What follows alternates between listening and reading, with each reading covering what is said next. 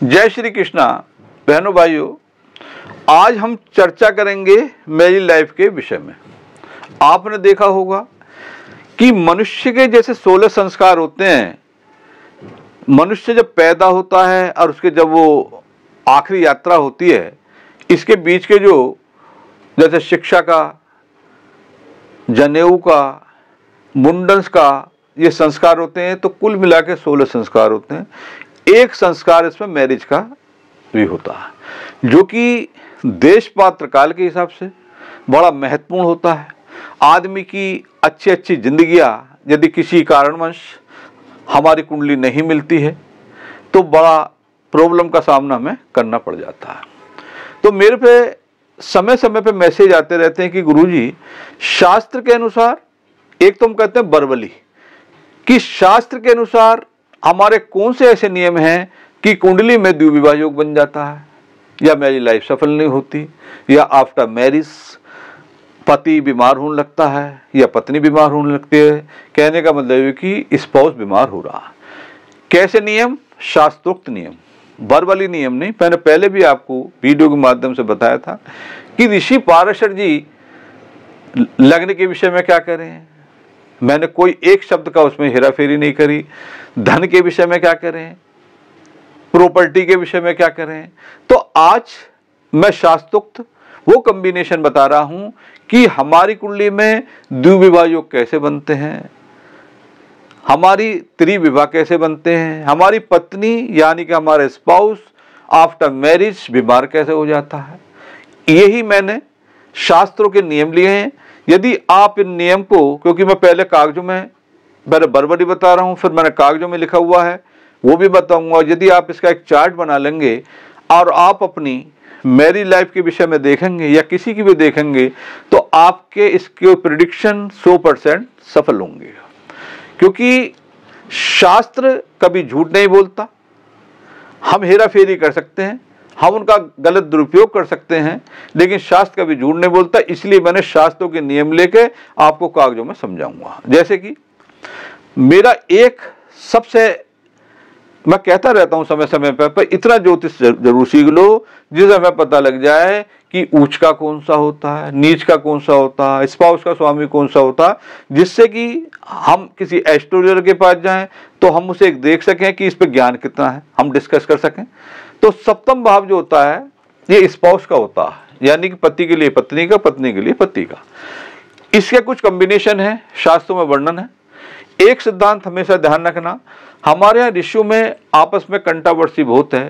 कहीं कहीं क्या कहते हैं कि ये एक ऋषि के ऐसा होगा, एक ऋषि ऐसा होगा, लेकिन कहीं जाके वो एक ही जगह आ जाते हैं। जैसे एक सिद्धांत कहते हैं कि जो भाव स्वामी दुष्टो युतो तत्स्वभाव वृद्ध अस्ति। यदि किसी घर का स्वामी अपने घर में बैठा है या अपने घर को देख रहा है तो उस घर का बचाव पक्ष हो जाता है। ये बिल्कुल डेफिनेट होता है। अब देखिए, हम चर्चा कर रहे हैं सप्तम भाव की, ना हम ये देख रहे हैं कि उसके लग्न में कौन सा, दूरता में कौन सा तीर्थ। हम तो आज चर्चा करेंगे उसके मैरिज लाइफ की। इसके कुछ कॉम्बिनेशन होते हैं, जैसे कि इसका स्वामी 9th में चला जाए तो द्विविवाह योग। देखो उल्टा, अगर हम साधारण तरीके से देखें कि 9 में गिरे जा रहा, भाई भाग्योदय हो रहा, लेकिन यहाँ क्या है, अगर हम देसी भाषा में देखें तो स्पाउस 9th में जा रहा, वो कह रहा भी बार बार स्पाउस लो, तो वो द्विविवाह योग बन गया। अब सबको पता है कि एकादश में जो भी ग्रह जाता है वो गेन का, यदि सप्तम भाव का यानी कि सप्तमेश एकादश में भाव चला गया तो ज्योतिष के अनुसार ग्रह कह रही हैं आप बार बार स्पाउस लो, यानी कि कई पत्नियां ले लो, कई पति ले लो, वो द्विविवाह योग बन गया। हमारे जो साउथ में क्या है, और ये 100% आता है। देखिए, ये पंचम भाव है, इसे पूर्ण कर्म कहते हैं। सप्तम भाव है, ये केंद्र भी है, ये त्रिकोण भी है। तो जब हम धन की दृष्टि से जाते हैं तो जब पंचम का और सप्तम भाव का किसी भी तरीके से, चाहे पीएससी से यानी कि दृष्टि से, पॉजिटिव एस्पेक्ट कंजक्ट यानी स्थिति दृष्टि युति से संबंध आ जाता है तो वो योग बन जाता है।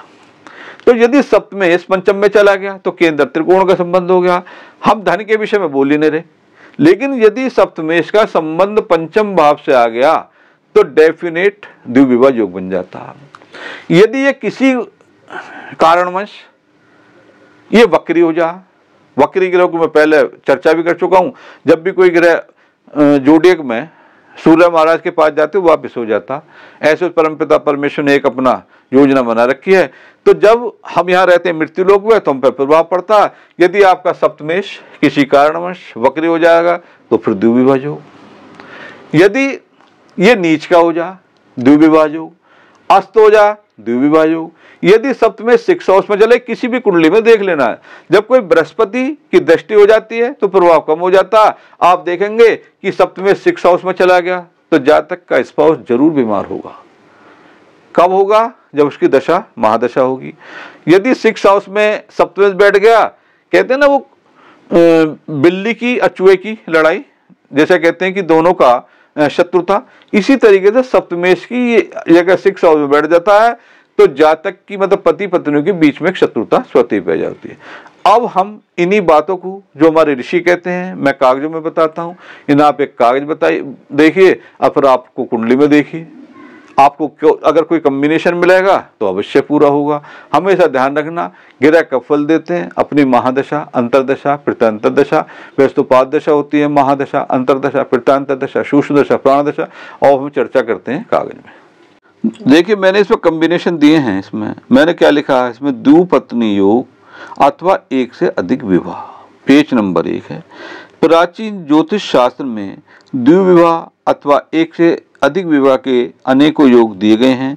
व्रत पाराशर होरा शास्त्र के अनुसार, यानी कि ऋषि पाराशर जी के अनुसार ये उनके योग हैं, कॉम्बिनेशन है। यदि सप्तमेश अपनी नीच की राशि में है तो व्यक्ति की 2 पत्नियां होती हैं। जैसे शनि यदि मेष राशि में बैठ गया, जो उसकी नीच राशि है, तो 2 विवाह होते हैं।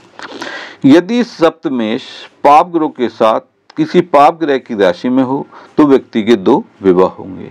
क्योंकि थोड़ा सा ज्योतिष तो हमें जरूर सीखना पड़ेगा कि जैसे हम कह रहे हैं कि पाप ग्रह कौन सी होती हैं। पाप ग्रह होती है मंगल, राहु, केतु, शनि, सूर्य पाप ग्रह नहीं, एक क्रूर ग्रह है।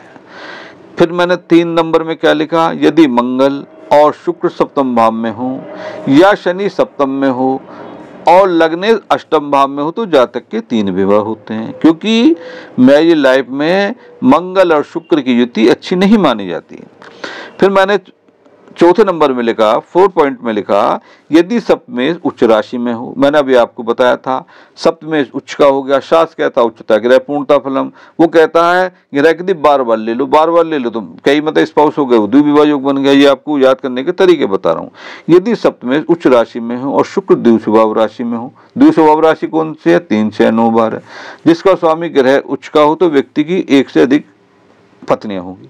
अब सर्वार्थ चिंतामणि के अनुसार क्या कह रहे हैं, यदि सप्तमेश उच्च का हो या वक्री गति में हो या शुक्र लग्न भाव में सबल व सुवस्थित हो तो जातक की कई पत्नियां होती हैं। आप हमेशा ध्यान रखना, यदि कुंडली में शुक्र किसी कारणवश उच्च राशि का स्थित हो गया, शास्त्र कहता है कि उच्चता ग्रह पूर्णता फलम, लेकिन या तो उसकी कहीं ना कहीं संबंध होगा, वैसे ही प्रेम कहानी चलती रहेगी, या 2 हो जाएंगे अपने आप, क्योंकि ग्रह ग्रह उच्चता ग्रह पूर्णता फलम, क्योंकि शुक्र एक लग्जरी चीजों का कारक है।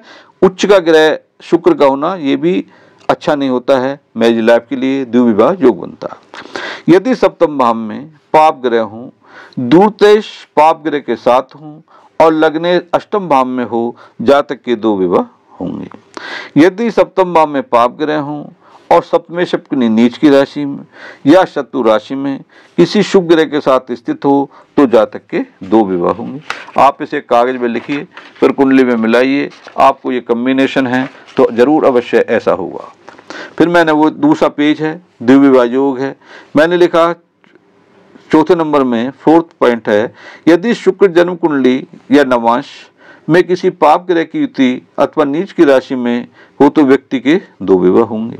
फिर मैंने लिखा 5 नंबर में, यदि सप्तम भाव और दूरते भाव में पाप ग्रह हो, इनके भावेश निर्मल हो तो जातक की पहली पत्नी की मृत्यु हो जाती है और जातक दूसरा विवाह करता है।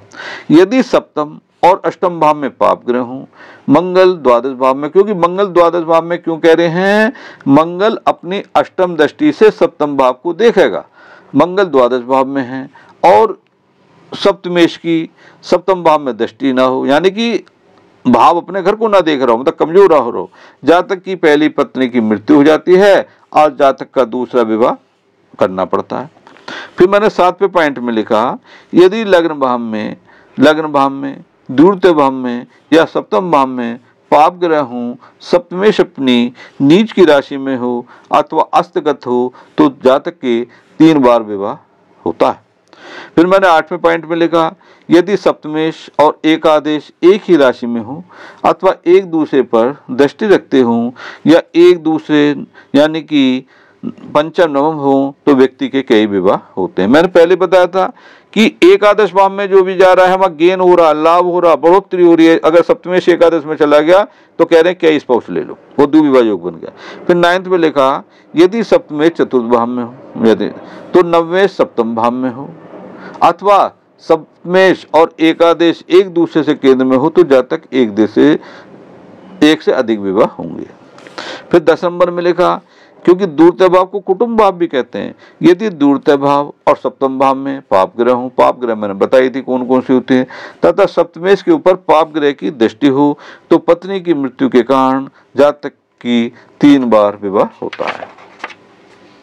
जैसे कि मैंने पेपर में बताया कि हमारे ऋषि मैरिज के विषय में क्या कह रहे हैं, इसीलिए एस्ट्रोलॉजर कहते हैं कि शादी से पहले जो सनातनी है, जो ज्योतिष पे विश्वास करते हैं, वो कुंडली तो मिलवाते हैं आपस में कि 36 गुण में कितने गुण मिल रहे हैं।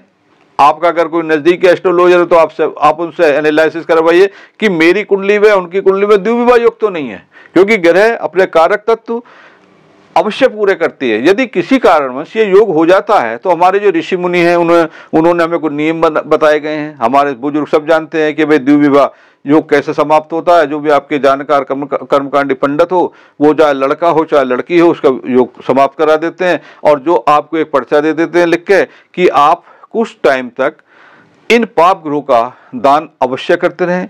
क्योंकि जब हम देश पात्र काल के हिसाब से जाते हैं तो कुछ समय ऐसा होता है, हालांकि तलाक जो होता है वो बुढ़ापे भी हो सकता है, वो तो एक माइनर होते हैं कंडीशन है, लेकिन 2, 4, 5 साल का समय बड़ा क्रिटिकल होता है। यदि हम उस समय को किसी कारणवश हम उनके दान करके या उनके उपाय करके हम निकाल देते हैं, तो ये मैं गार्जियंस के विषय में कह रहा हूँ, तो फिर हमारी गाड़ी आगे चलने लगती है। शादी से पहले द्विविवाह योग है, अवश्य शांत कराएं। समय समय पर पाप ग्रहों का जो परेशान कर रही है उनका दान करें। आप देखेंगे कि मैरिज लाइफ में जरूर कुछ ना कुछ का 101% आपको सफलता मिलेगी।